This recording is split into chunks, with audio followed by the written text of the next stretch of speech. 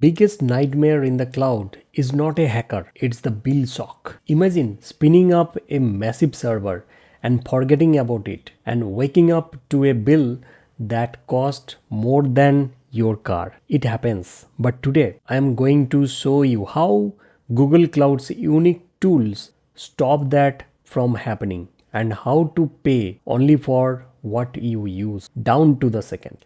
Hi, I am Amit, your cloud career architect. In the telecloud model, a great architect doesn't just protect the data, they protect the wallet. Google Cloud disrupted the industry with its pricing model. It's designed for fairness.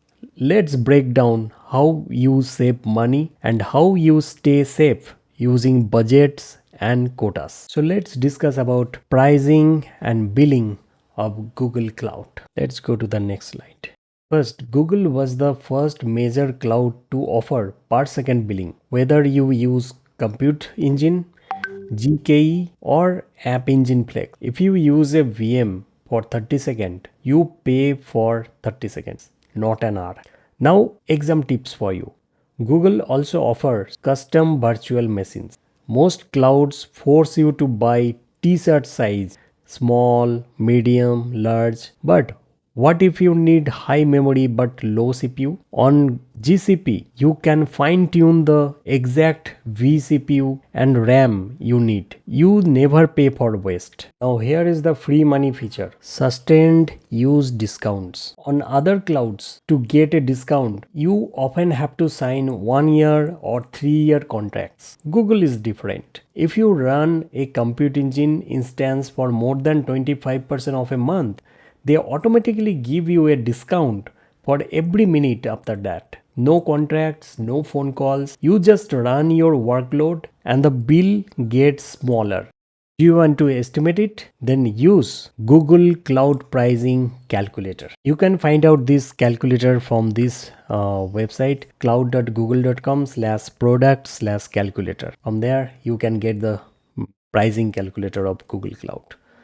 How do we prevent that $50,000 nightmare? Budgets and alerts. Okay, you can set a budget at the project or billing account level. Let's say your budget is $20,000. You set alerts at 50%, 90% and 100%. When you hit $18,000, Google emails you immediately. You can also use the reports tool in the console to visualize exactly which service is eating your money. So these are the very much vital things in billing section, that is budgets, alerts, and also you will get the report and also you can check the quotas. Finally, to stop malicious attacks or bad code from draining your account, Google uses quotas. These are hard limits applied to your project. Now there are two quotas. One is rate quota and another one is allocation quota. Now rate quotas, this is like a speed limit. For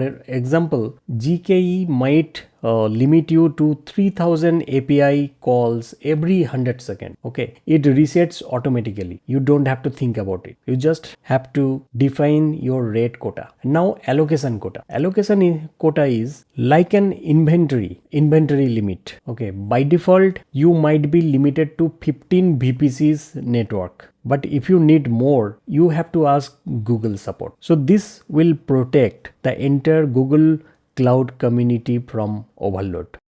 And that wraps up the fundamentals. You now understand the infrastructure, the network, the security and the cost. This ends this module of the Google Cloud fundamentals. Next, we will start our second module, that is resources and access in the cloud. In the next video, we will dive into the Google Cloud resource hierarchy. Hit that subscribe button, ring the bell icon and join the CloudGeniusHub community. The link is given in the description. Let's build your legacy today. Thank you for watching. Bye bye.